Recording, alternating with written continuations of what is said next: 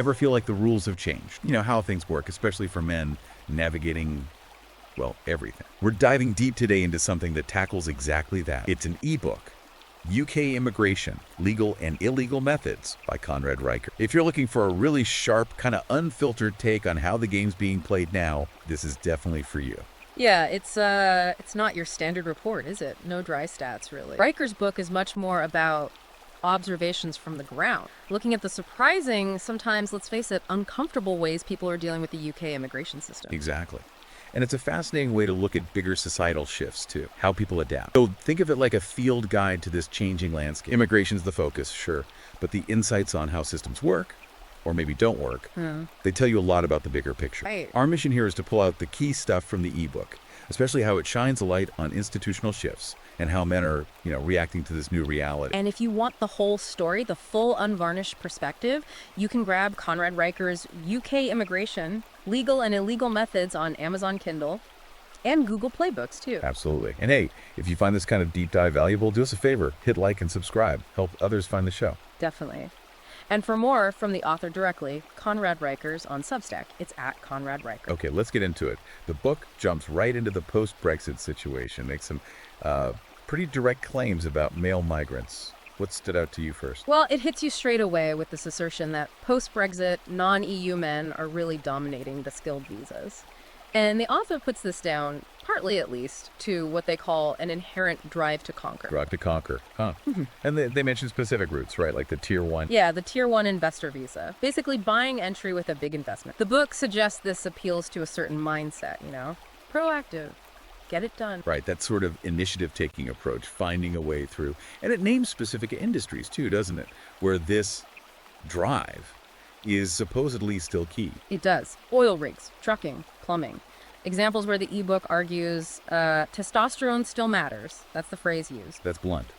And it draws this contrast, this divide almost between London and the North. A really sharp contrast. London's painted as full of, the book calls them HR harpies, maybe bureaucratic hurdles is a kinder way to put it. Whereas the North is described as a place where banter earns promotions and beards boost pay. So different rules apply culturally. Wow. Banter and beards. That's quite a picture. And there's this recurring theme. Weakness dies here. That's pretty intense. It is. It's a very direct message. And I imagine, that might resonate with some listeners. And the author uses examples to back this up, right? There was one about a nurse. Yeah, the Filipino nurse.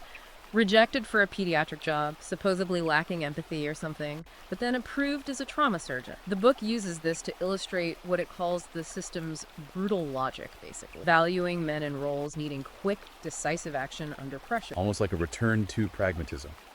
Results over everything else. Kind of. The book even brings up Florence Nightingale in the Crimean War. How she just needed capable people, didn't care about quotas when lives were on the line. That's an interesting historical parallel. Yeah. And this links to observations about the economy shifting, too. Manufacturing versus tech. The author notes Manchester's manufacturing sector seeing growth post-Brexit, contrasting it with London's tech scene. Suggests a shift in what skills are maybe becoming more valued, regionally at least. And the anecdotes really drive it home, like the Nigerian electrician in Leeds. Right. Supposedly got a raise because he just focused on the job, didn't get involved in what the book calls pronoun game. It's presented as this sort of Brexit dividend, a return to valuing practical skills above all else. And there was another one, the Indian engineer. Yeah. Moved from tech in Shoreditch, London, up to Sheffield Steelworks. Apparently tripled his salary. And his boss, a former coal miner.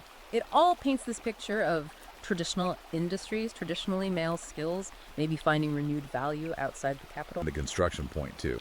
Northern firms hiring male migrants because the work's tough. What was the line? Frostbite doesn't care about your gender studies degree. Pretty raw, yeah. It's a blunt take on the physical reality of some jobs. Okay, so from there, the ebook moves into navigating bureaucracy, specifically asylum.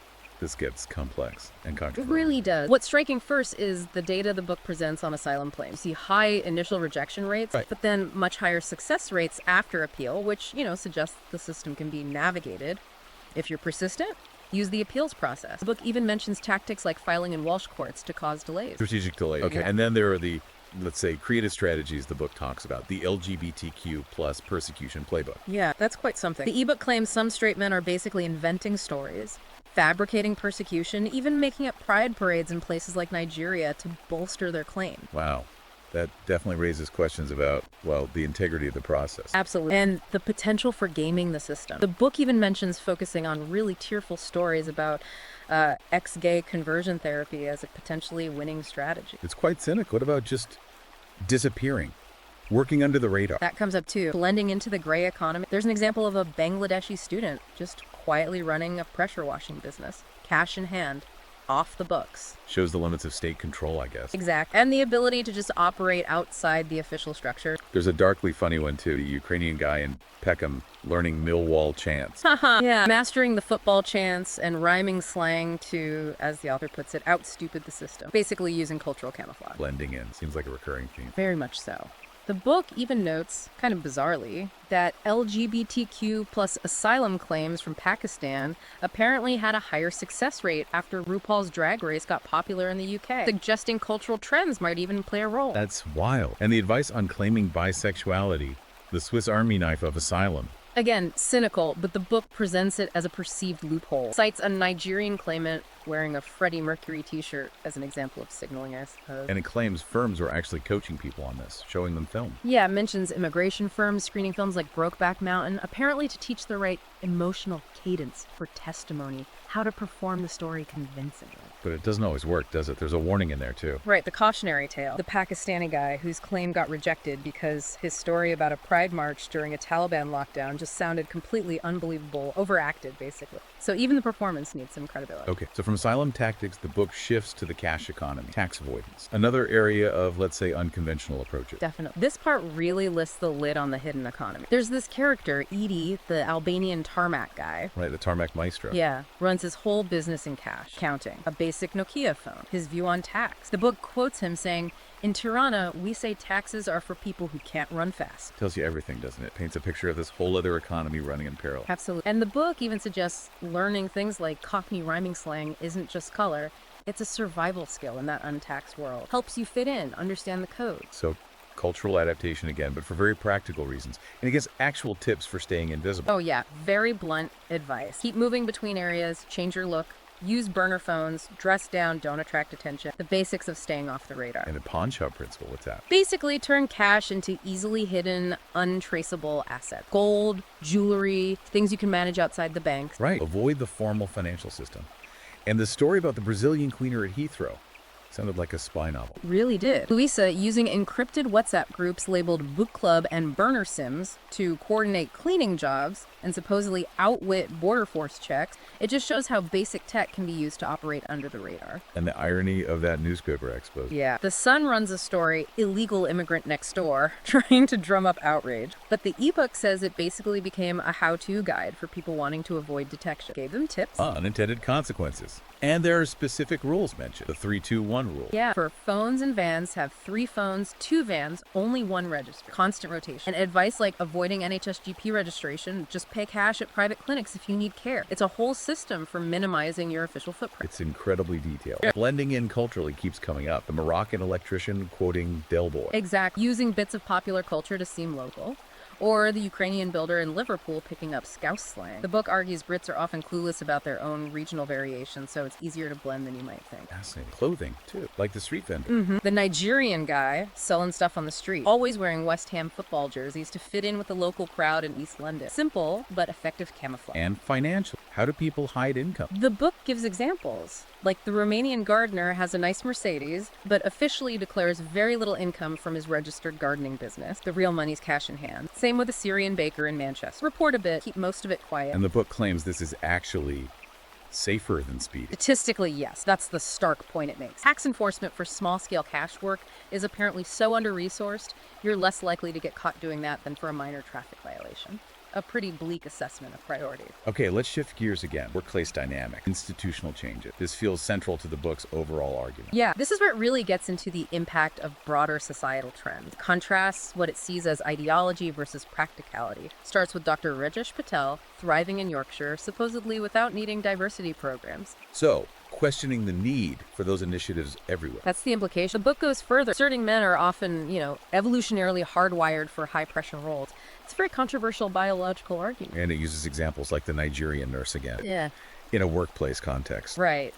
The same nurse reportedly rejected from an NHS job for lack of empathy because he wouldn't sign up to specific trans allyship pledges. He apparently sued, won, and then thrived in private practice. The story is used to challenge current D&I norms. And the tech startup example with the feminist CTO. Yeah, the anecdote claims her startup's payment gateway failed because the all-male dev team focused on fixing the tech, not the ideological signals the CTO wanted. It presents this clash between competence and ideology, with ideology losing out, practically. Wow, okay. And it links earning potential to testosterone. It does. Suggests male visa applicants often show higher earning potential metrics, partly due to testosterone-fueled risk-taking. Again, a very provocative biological link being drawn. And the advice is to target jobs feminists supposedly avoid, like plumbing. Essentially, yeah. Target shortage occupations, frame any side work as entrepreneurial venture. It's presented as a strategy to bypass perceived ideological gatekeeping. The bakery story fits here too, right? Yeah. The one rejecting the macho chef. Exactly. London bakery owner turns down a skilled male chef for too much macho energy. Meanwhile, a rival shop, presumably less concerned with that, flourishes. It's framed as ideology-hurting business. And family businesses are The different. book suggests they often ignore equity quotas, prioritize blood loyalty, old structures resisting new trends. And it gets into relationships, alimony. Yeah, brings up the impact of alimony on men's earning. Even mentions a supposed trend of men undertaking religious conversions to monkhood specifically to avoid alimony. Calls it an alimony avoidance strategy. That's extreme. And the Johnny Depp trial comes up. As an example of needing to document everything in relationships now. And the value of countersuing aggressively in divorce, a more confrontational approach. But it also warns that men representing themselves in divorce often do badly. Suggests hiring a lawyer who sees it almost as sport, particularly against feminist opposition. Right. What about the Army medic example? The former medic, whose direct, no-nonsense first aid training is apparently preferred by CEOs over HR-approved courses. Again, competence versus bureaucracy. Practical skills valued over process. And the medieval guilds. What's the connection? The book draws a parallel. Medieval guilds used informal tests, like drinking games, to vet members. It contrasts that with modern diversity workshops, implying the old ways might have been better at judging character and fit, even if informal. And the claim, wokeness kills earning potential, citing Leeds finance bros out-earning London ones. Yeah, a direct, controversial shot at current corporate culture, linking adherence to certain ideologies with lower financial success. And it ends that section praising workplace banter, saying it can actually help careers, tapping into those traditional male interaction styles. Okay, so let's look at the next section, rewriting the border rulebook, blending in, staying under the radar. Right.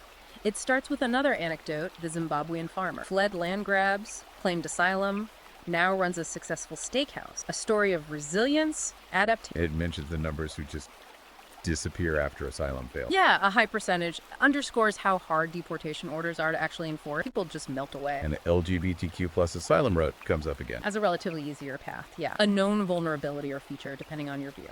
And the choice many make. Overstay, work cash in hand rather than risk detention. A calculated risk. The kebab shop guy, Ahmed, with multiple identities. Just illustrates how fluid identity can be in the informal economy. Easy to be multiple people, hard to track. And the point about love conquering borders faster than paperwork. A reminder that human relationships often find ways around bureaucracy. Construction keeps being mentioned as the real shadow economy. Absolutely. And tips like renting rooms from landlords who distrust the government, to avoid registration scheme, more ways to stay off grid. And the warning about NHS walk-in centers. A real danger zone for the undocumented, according to the book. Easy place to get flagged. Then it gets even more creative. Trademarking your name to annoy the Home Office. Yeah, presented as a way to troll the system after a visa rejection. Pure obstructionism. Using AI to write asylum appeal, even ridiculous ones. Leveraging tech, ChatGPT writing appeal, maybe exploiting translation loopholes with Google Translate to obscure or change meaning. Gaming the language aspect. Scraping LinkedIn for HR buzzwords to sound convincing. Exactly. Using the system's own jargon against itself to craft a believable narrative. And bartering skills. Building informal network, trading favor, skills for help navigating the system or finding work, community reliance. The book emphasizes just how many visa overstayers there are and how adaptable they become. Yeah, suggesting persistence and resourcefulness often win out over legal status in the long run. And the whole section on accents and cultural knowledge for blending in, it's quite detailed. Very detailed. Abdul from Dhaka learning Morris dancing. Someone mastering Cornish patois using Sun Tzu. Arvidas in Sheffield saying, "Hey up, Chuck!" And Rhea in Liverpool nailing Scouse. It really stresses deep cultural immersion as camouflage. Even mumbling is suggested as a tactic. Yeah, just Don't be too clear, don't draw attention, and bartering in rural areas, a return to old ways post-Brexit. Weaponizing bureaucracy itself, EPR, understaffed council. Using the system's own rules and inefficiencies against it. Slowing things down, making yourself hard to process. Using charity shops for clothes, avoiding the NHS again, and marrying a dog. That last one sounds like a satirical extreme, surely, but it illustrates the supposed lengths people go to just to delay deportation or throw a spanner in the works. Okay, this leads into a really pointed critique in the book, the impact of perceived softness and ideology on border security. Yeah, this is probably the most contentious part. Cites a Dover border agent, Sarah Wilkinson, whose high asylum approval rate was apparently often overturned later, presented as evidence of initial lenience. And the stats about female judges. The book highlights a correlation. More female judges on immigration tribunals since 2015 and asylum approval rates soaring. It presents this correlation as causation, suggesting a link to gender. And detention centers offering yoga, vegan menus. Used as examples of the system being, in the author's view, too accommodating, too soft, funded by taxpayers. The judge who got fined for calling a claimant a liar. Judge Peter Smith. The book emphasizes he was partly done for sexist language, framing it as political correctness overriding truth-telling. And the influence of NGOs led by women. Points to a high percentage of women leading UN-funded NGOs that shape UK immigration policy, implying this contributes to the perceived softness. Contrasting Victorian border guards with modern agents doing unconscious bias training. A clear value judgment, pitting old-school toughness against modern sensitivity. Male lawyers using national security arguments being more successful. Another comparison. National security arguments framed as masculine and effective versus human rights arguments implied to be less successful or associated with female advocates whose intervention supposedly lowers deportation rates. And the suggestion of testosterone screening for judges. That's way out there. A deliberately provocative proposal highlighting the author's core argument about masculinity and effectiveness. Holding up Australia's Operation Sovereign Borders, run by ex-military, as the better model. Yes, presented as tough, effective, results-oriented, the opposite of the perceived UK approach. And contrasting the cost of bias training at the Home Office with record channel crossing. A stark juxtaposition used to argue current priorities are misplaced and ineffective. The final metaphor is basically pronouns defeating patrol boats' ideology over security. Right. Then the book circles back to exploiting these perceived weaknesses and building independent structure. Yeah, more strategies. The Ukrainian mechanic using burner phones for pay negotiations to avoid AI monitoring his tone. Very 21st century. And the idea of men's risk-taking being an advantage again. In the shadow economy, yes. More willing to operate outside the rules, take financial risks. Using slang, avoiding banks, we've heard those. What about marrying a Lithuanian trad wife? That's presented as a strategy for lower divorce risk, combined with burying assets offshore using crypto like Monero. Extreme financial and personal autonomy seeking. Weaponizing cultural ignorance again. Yes, and contrasting Spartan training with participation trophy border checks. Another critique of perceived modern weakness. The weight bench story. Diversity teams trying to remove them. Presented as ideology clashing with practicality, even basic physical needs in holding facilities. Men negotiating raises more aggressive, applying military precision, building empires with crypto and overstairs. All presented as alpha strategy, building alternative power structures outside the mainstream. The patriarch pyramid, a family-based business model. Homeschooling sons with practical skills, marrying a nurse for practical support, treating parenthood like warfare. Yeah, the language gets very strong. Outbreeding the native, emphasizing practical skills, graft-hardened work ethic over degrees. Exploiting dodgy college, the Nando's network for jobs. Highlighting the informal networks and loopholes within the system itself. Cash work being rampant. The night tube as the underground railroad for the shadow workforce.